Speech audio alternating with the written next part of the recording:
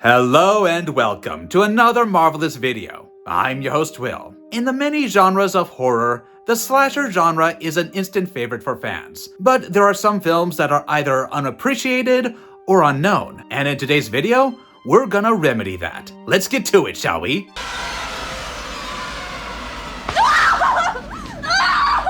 You all must have watched the classic slasher films everyone recommends.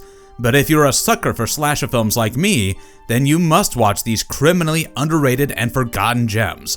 The practical effects, plot twists, and the horrific killings are something you cannot miss out on. You're gonna sit through the cursed graveyards, haunted theaters, isolated campsites, blood-soaked supermarkets, and so much more. So, if you're looking for something new and yet retro for slasher horror films, you're at the right place.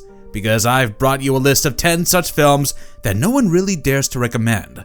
So, let's take a deep dive into these films. Grave Robbers, 1989. We're going to begin with a Mexican horror film, which begins during the period of the Spanish Inquisition, where an excommunicated Satanist executioner got axed to death by an archbishop. But before he died, he cursed the bloodline of the archbishop that one day he would come back to impregnate a virgin descendant of his family with a literal antichrist.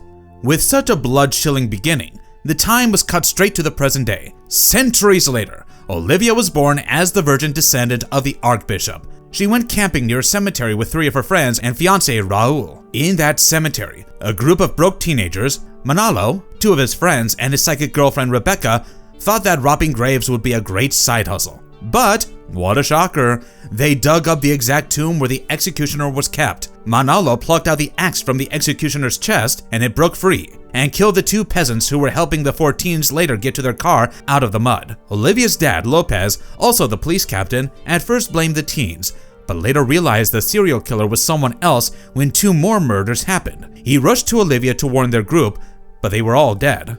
Except Olivia. He found an ancient book from the tomb which he brought to Father Geronimo. However, the executioner attacked Father Geronimo and killed Manalo's friends. Then he took away Olivia after killing her bodyguard. In the end, Father Geronimo told Lopez to use the satanic figure and axe against the executioner. So he, along with Manalo and Rebecca, did exactly that.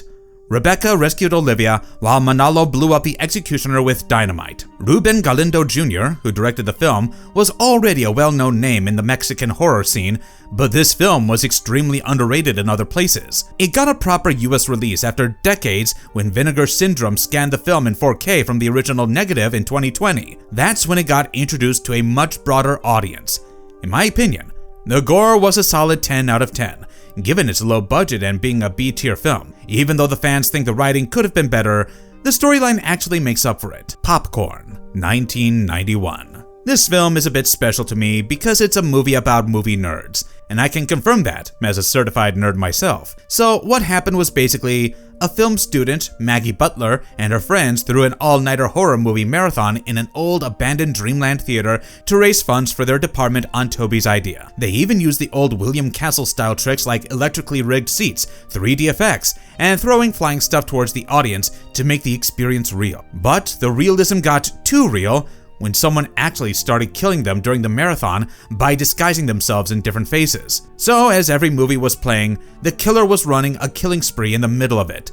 In one of the scenes, a giant mechanical mosquito prop was flown over the crowd, and the killer used a remote-controlled stinger to murder someone mid-show. But the audience enjoyed it instead of panicking because they thought it was all part of the actual act. Among all these films, the last film was an unfinished bizarre cult film called Possessor. It was connected to a filmmaker named Lanyard Gates, who went mad during a live show and killed his own family in front of the audience to give a live experience to them, and then he set the theater on fire, killing everyone. Maggie was having this exact dream about a girl named Sarah, who got caught in a fire and was getting chased by an assailant. Throughout the film, you would believe that Lanyard Gates came back to kill everyone, but in reality, it was Toby all along. Toby had survived the original Possessor screening as a child, while his mother, who belonged to Lanyard Gates' cult, died in the fire. Toby himself got burn scars all over his body from the fire, but he hid them under realistic prosthetic masks.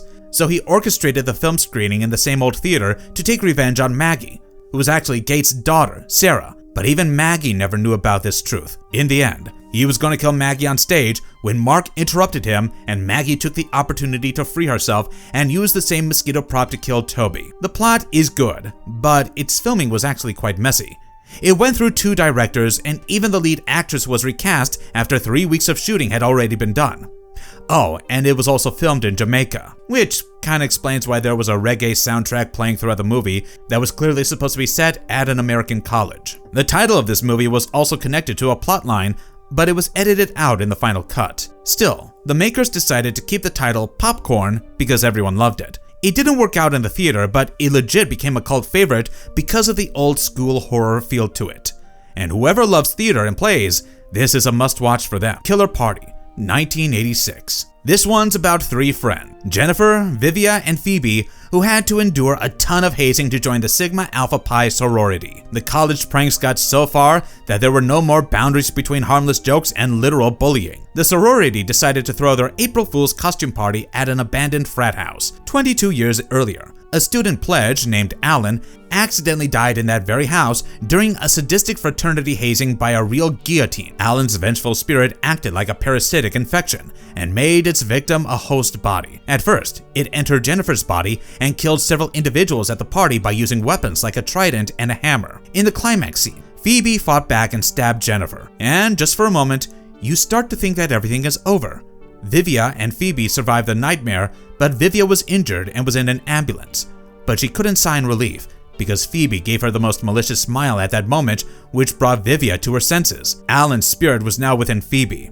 She became his host the moment she killed Jennifer. The movie ended on the note that Vivia was no longer safe and trapped in that damn ambulance. This film was actually shot back in 1984, but it sat on a shelf for 2 years before it was picked by MGM for a brief theatrical release in 1986. But among the fans, it's still considered a Canadian cult classic. Colobos, 1999. This one's a psychological slasher film involving 5 young strangers who answered a strange newspaper ad to move into an isolated house which was entirely filled with hidden cameras and live together for an experimental reality TV project. But soon, they realized the house was rigged with lethal traps and someone was watching them from the shadows. The housemates were brutally killed one by horrifying mechanical traps and a disfigured slasher villain. One of the unshakable kills was the one where a kitchen appliance was rigged with a hidden buzzsaw blade. It was very disturbing, but honestly, for a low-budget indie film, it was really creative. There was also another death where acid was poured on one of the housemates' faces. Towards the end, everyone was suspecting Kira, who had a history of severe mental illness, but now the plot twist is something you would have never seen coming. The entire reality show setup was actually a psychotic delusion that Kira was living in. She hallucinated the entire scenario and butchered all her roommates and even inflicted severe self-harm. The film ended with Kira being traumatized and admitted to a psychiatric hospital. She was now basically trapped in her fractured mind. The most interesting thing about this movie is that a trio from USC Film School actually made this film with a budget of around $500,000, and their inspiration was MTV's The Real World. But they thought, what if someone actually started murdering the cast? And that's how we actually got the film. Again, it was another film that remained unnoticed until its release in 1999. It was because of Arrow Video, who rescued the film with a Blu-ray restoration, and it was released later. Seriously, this one's a hidden gem from the very beginning. Though fans often complain about the stiff, amateur acting of the cast members, we can't forget that it was an independent, low-budget film made with inexperienced actors. So, despite that shortcoming, the practical effects of this film were actually good. Body Count, 1986. Body Count was directed by Ruggero Deodato, the same guy who also directed the film Cannibal Holocaust, and got arrested on suspicion of murder because authorities thought the extremely realistic murders that he showed in the film were real. Anyways, he made this slasher film about a group of college students who went on a vacation to a cursed campsite in the wilderness of Colorado. They had no idea that it was the burial ground of the Native Americans and that the land was haunted by a vengeful shaman. The place was even closed when a young couple were murdered there years ago. Even though they were warned by the site's caretakers, the teens, being teens, set up their tent in that cursed place to party. And so the killing spree began as each one of them was stalked and violently killed by a mysterious killer. Tracy was the only survivor among the group who was saved by the caretaker, Robert. The killer was actually a local man named Sid who dressed up as the shaman and killed every person who entered the campsite.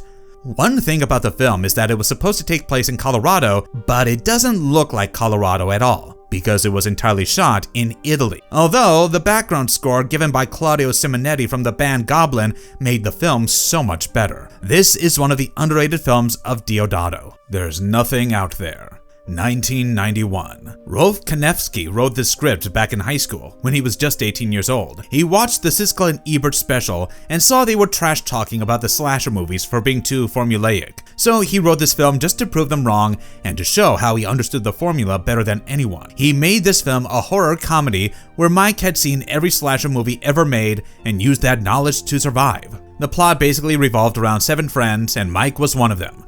All of them went to a lake house for the spring break, but they were completely unaware of the fact that out in the woods, there were frog-like alien creatures who were trying to mate with the females and kill the male ones. Mike's slasher senses told him very early that they were trapped in a very horrifying situation, and he called out the horror cliches that were happening around them. But his friends just rolled their eyes at him until those cliches started to happen with them in reality. The survivors learned their lesson and started listening to Mike when they used Mike's horror knowledge to set traps and fight back against the aliens. They finished them off in an explosion, and in the end, there were only 3 survivors left until Monday. Kanefsky decided to direct this film at age 20 and took help from his parents to raise a budget of about $350,000 for his film. And he shot this entire film in 24 days on 16mm film. However, it took him almost 3 years to get any kind of theatrical release.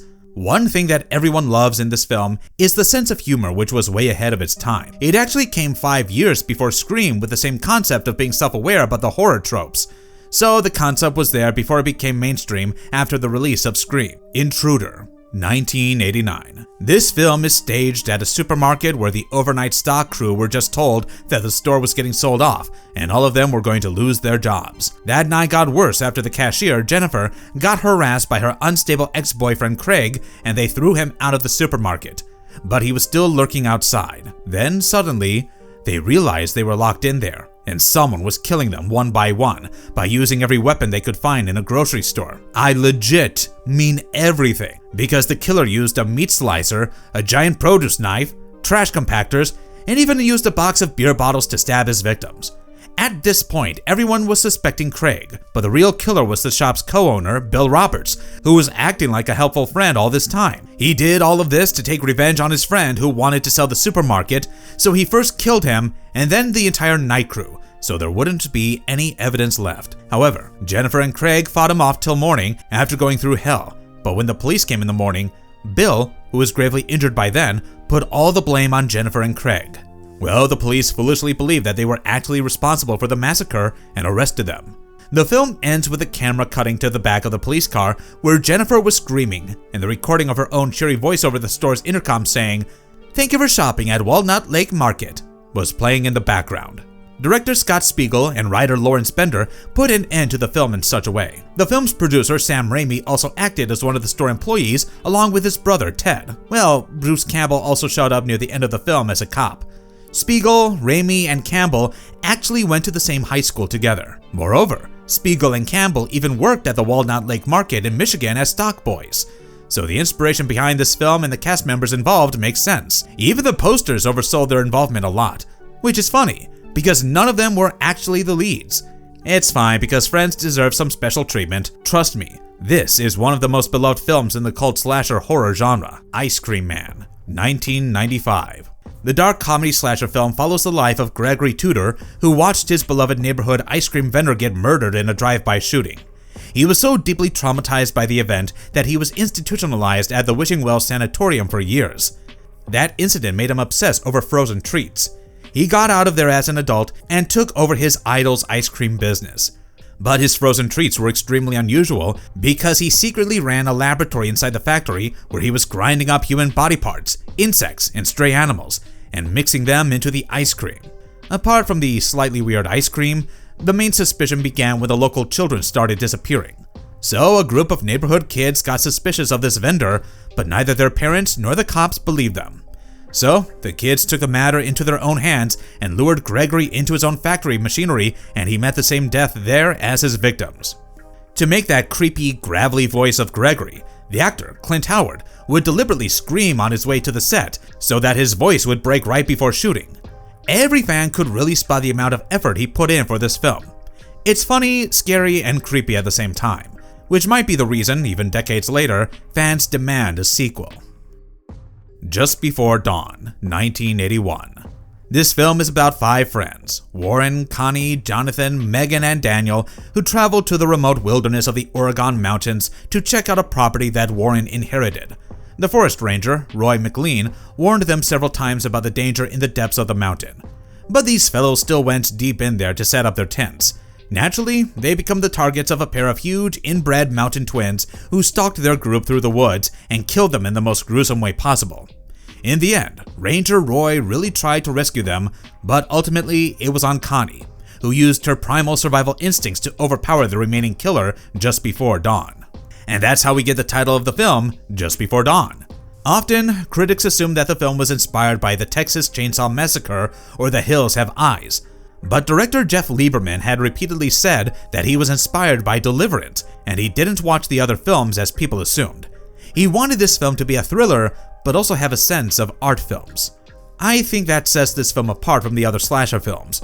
People truly love the aesthetics of the film, along with its storyline. Edge of the Axe, 1988. This film was a Spanish production directed by Jose Ramon Larraz. The film takes place in a small Northern California mountain town, although the shooting was partly done in Big Bear Lake and partly in Madrid. The town was disturbed by a masked psychopath who wore a bone-white mask and a trench coat and was brutally slaughtering the residents with an axe. The local sheriff was struggling to find the culprit, and that's when 2 computer nerds, Gerald and Lillian, tried to investigate the killings. They used their advanced computer setup to track all the data and analyze the profile of the possible suspect.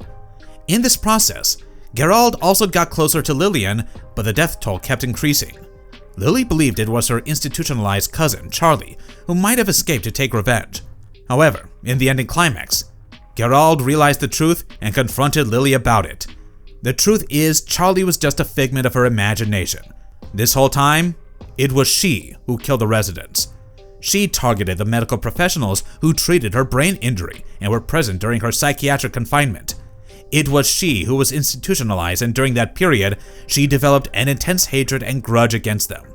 So, when she got out, she killed them, as well as the woman who showed interest in her father because she was very protective of her dad. The first murder in the film was so haunting. She murdered a local nurse named Myrna Dobson inside a car wash with the machinery and the soap running. From that moment on, the film will glue you to your seat. For a movie that was made in 1988, the killings were really shot to a level of brutality that felt way ahead of its time. Also, the final twist was something people were expecting, but nobody was ready for at the same time. And just like that, we've reached the end of today's video. Let us know in the comments down below whether you've watched any of these films or not. But before you leave, don't forget to like and subscribe to our channel. We'll see you next time.